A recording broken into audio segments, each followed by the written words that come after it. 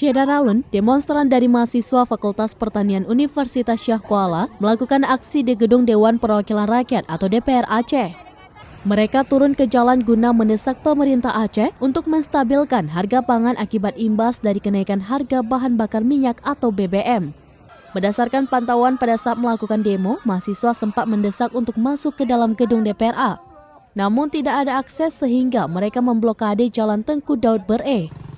Akibatnya, sejumlah kendaraan roda 2 dan 4 tidak bisa melintas.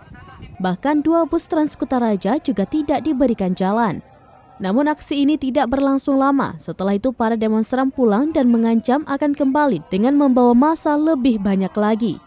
Aksi tersebut berlangsung damai di bawah pengawalan ketat aparat, baik dari kepolisian maupun Satpol PP. Para mahasiswa melakukan orasi saling bergantian untuk menyampaikan tuntutan mereka. Dari Banda Aceh, Henry, Serambi On TV.